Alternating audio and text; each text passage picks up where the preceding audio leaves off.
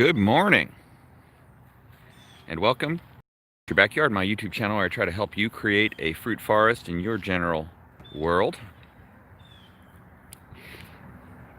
And today I'm at a beautiful public park in Florida, and I thought it'd be interesting to show, I have this idea that if you just look around, there are cool edible things everywhere, and we can all do a little more in making the world a bit more edible.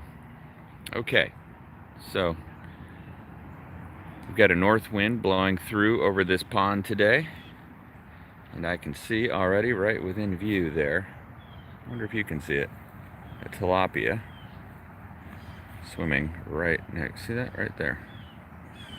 There he goes. Well, folks, the tilapia are swimming everywhere. This pond is overflowing with tilapia, which are non-native to Florida, but fun fish. Oh, look at that, there goes one. Especially into aquaculture.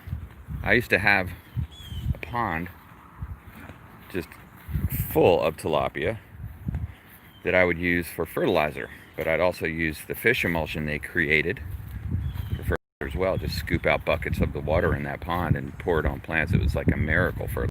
So I'll tell you, there weren't many tilapia, or rather there weren't many mosquitoes where there are tilapia. And if you can see even here, there's got to be 50 of them right here. I mean, they'll just live in anything. There's so many of them right here.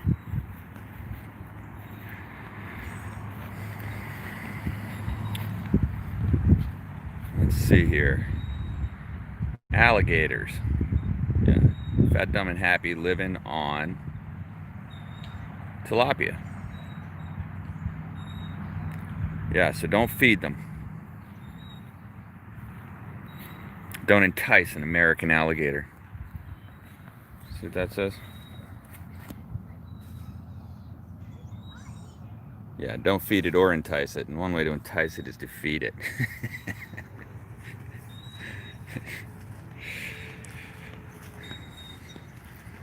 Be careful as you feed the alligator that the last thing you feed it is not you. That's the thing about alligator feeding. Okay, so this park actually has some interesting plants in it that are edible, and there's several placed around, and a lot of Florida parks are like this. Maybe parks in your area are like this, even if you're not in Florida, where there is an edible component to the parks. And I'm not sure why there wouldn't be a more edible component to all parks. After all, that makes them more usable.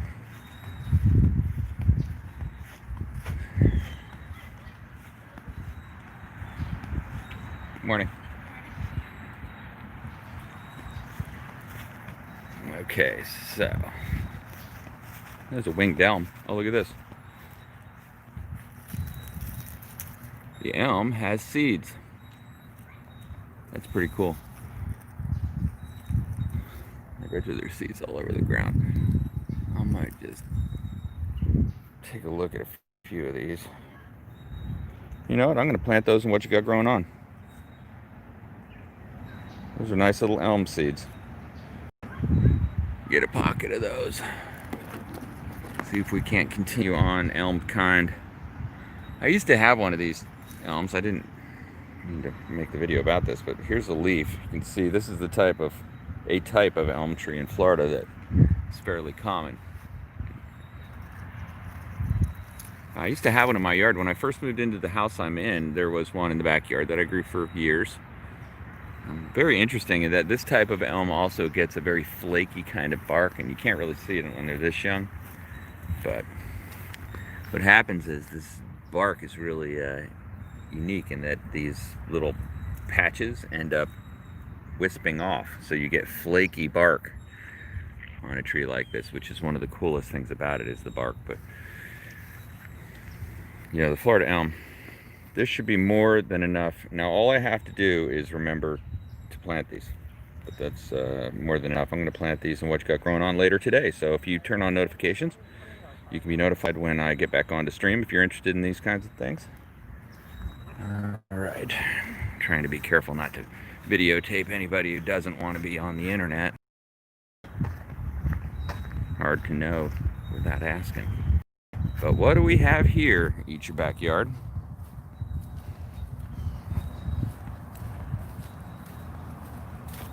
I think it is somewhat clear. This is a grape trellis. Now I made a video earlier in the year with Jack and this grape trellis when it had grapes in it. Lots of grapes. Nobody eating those grapes. Just grapes falling everywhere. I wonder if any of those grapes sprouted. But look at what a beautiful job has been done with this grapevine. This thing is major. Grapevine. Barky, well maintained. It looks like it took the bite of the weed whacker maybe once or twice. Not sure that everybody's down with the muscadine grape program. Like, you know, be cool to the grape. But they've got it trained up into this trellis and then grown beautifully across the top of it. And, you know, you can't get more simple than this. I always like to admire the construction. Simple, practical, strong. They use through bolts. They did a nice job here. Somebody kind of also tried to do a little carpentry action. That's kind of interesting. Looks like this one might have... Hey, the grape trellis might need a little repair, but it's already 100% better than my grape trellis. Here you go. Already 100% better than my grape trellis, and simply because I don't have a grape trellis. So, oh, looks like the hurricane might have taken a bite out of this section. We're missing a piece. One of the cross supports is down. Hey, you know, if the broken grape trellis is bothering anybody, they can certainly help to fix it, myself included. So that would be a fun project. Maybe come over here and bring a little wood and fix the grape trellis. You'd have to get permission from the park people first, but that could be fun. Anyway, you can see that these grapes kind of slow down this time of the year. It's November. We're past grape season. Grape season finished about, for these grapes, was about a month and a half ago. See that beautiful blue Florida sky in the background? Oh, finally, the tropical storm Ada has left us. But grape leaves, one of the classic symbols of ancient cultures for many good reasons. Actually, the grape leaves are eaten as well as the grapes. You know, they use these to wrap certain types of Mediterranean foods and so on. But this is an easy kind of project you can do with any trailing plant, really. One of the things that I am looking into doing in my backyard is to do this same concept of trellising, but with the dragon fruit. Now that is similar to this idea, but different. I'm going to grow, what I'm planning on doing is building up one straight, like the four corners here, but much more narrow in the base column, and then to do a flat part along the top, almost like a mushroom shape. And then have the, you know, plant many dragon fruit along the inside and have them grow up through the middle to create a dragon fruit mushroom trellis. So that's my general idea, but I think about things like that. So who knows? Ah, beautiful laurel oak tree. So, you know, final analysis is, this is a great use of space. Try to cover the light there. Great use of space. A grape trellis. Alright, so let's see what else we've got growing. We've got some gigantic slash pine. Hi. People always give you the look when you're walking around videotaping. Gigantic slash pines. These things will get to be 80 feet tall, easily. Staple of the southeastern part of the United States, for sure. Look at the bark. Everything's big on this thing. Gigantic bark. It also gets a lot of boring insects. It's one of the downfalls of this particular tree, is that it is susceptible to certain kinds of drilling beetles and so on, and they have problems with them in the national forests within Florida. You know, here on Barrier Islands, it's not as prevalent, maybe because there just aren't as many. But wherever they are, we enjoy them. Okay, so here it is, the Longan. A Longan, which is a relative to the lychee, and I found to be an infrequent fruit producer. You can tell me if your experience has been different. I'm looking for Longans here, and they're not here. I would call the Longan a more resilient form of lychee. And here's another Longan. Again, no fruit. Fairly healthy leaves, though. You know, I can tell a lot just by looking at the color of the leaves. This is new growth, so it's not that big of a problem that it'd be a little bit lighter, but the older growth, we're looking for that darker green color in the leaves. Yeah, it seems to have it. And it's a little beat up because of the wind we've been having, but overall pretty good. So this is a producer too. You just have to kind of know and watch for it to produce. And here's another gigantic producer right next to it. So very curious to me, you know, somebody who was involved with this park understood edible landscaping and put in a couple chances to win in terms of edible landscaping.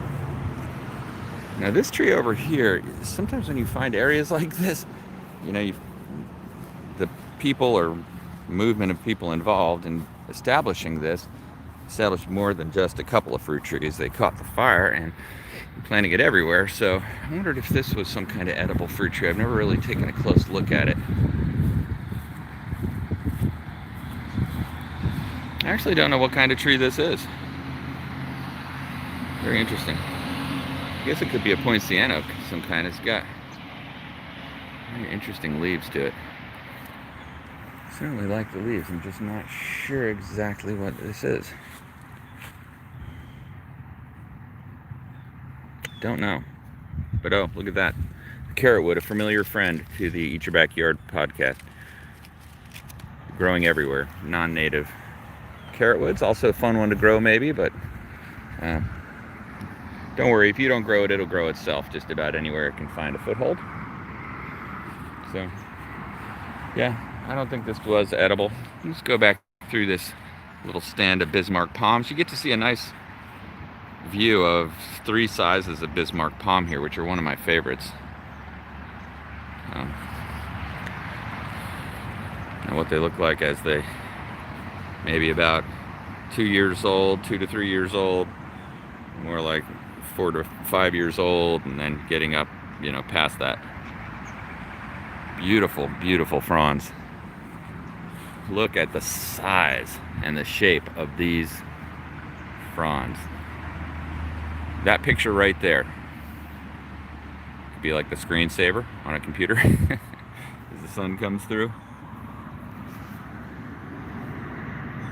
What a beautiful structure this thing is. Is that a spider? No. It's almost got that kind of fuzz on the frond when it's freshly emerged. But this is one of the lower fronds. So you can see it's just a distinctive, beautiful palm tree. I had a guy tell me yesterday, and I believe him, I believe he thinks this is the case, that he had the oldest Bismarck palm in our city on his property. And that just gives you an idea of how fun it can be, is the idea of having these plants in your yard and really enjoying the novelty of it and the history of it. It's super cool. So yeah, this one is certainly gigantic. Look at the sizes. Big palm tree, and that frond is certainly gigantua. So looking around, I thought maybe there's a little baby phoenix palm, relative of the much smaller Robellini palm. This is the big version, and even in this small size, you know, I always like to admire the thorns. Let's see if we get poked by one. They've got some thorns.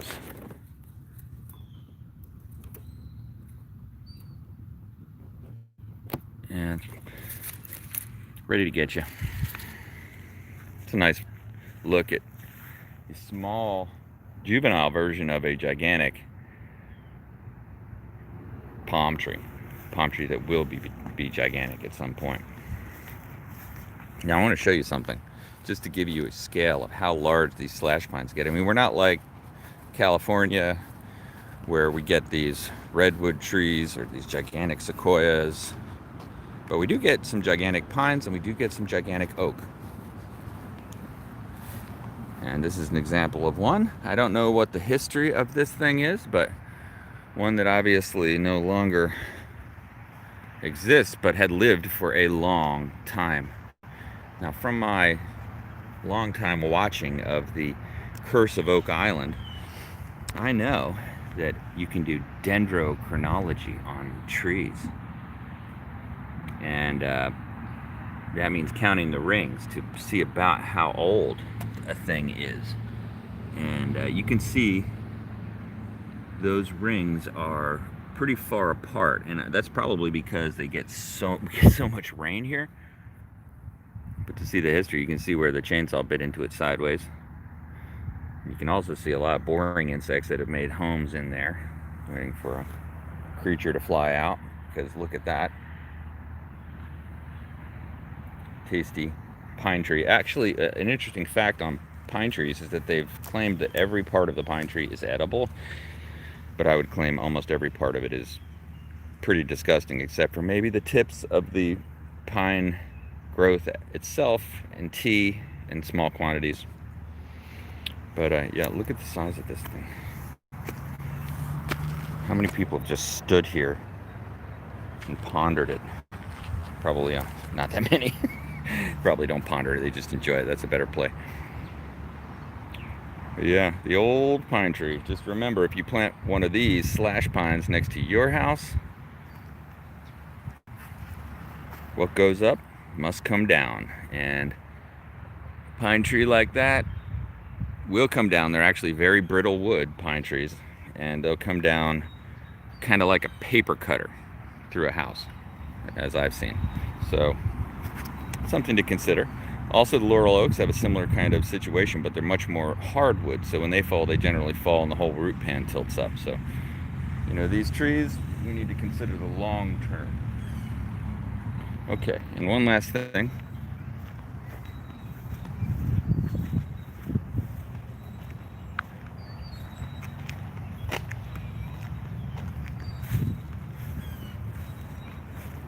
Oh no, it looks like I had the chat off the whole time.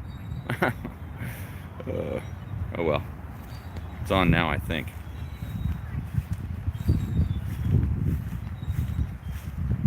Okay, well, the storm is pulling in. It looks like it's about to rain, so maybe I'll use this opportunity to get inside. I plan on live streaming several more times today, and I will have the chat on next time. Didn't realize until just now. I was so fascinated with the grapes and the longans, pine trees, etc., the mystery tree, that I didn't have the chat on. Okay, thanks for watching. Please subscribe. Please hit the like button if you like these videos. Go ahead and click on the links in the description to Amazon, etc., if you're going to go to Amazon. And that supports the channel. Thanks. Have a great day. Hope to see you later on the live streams.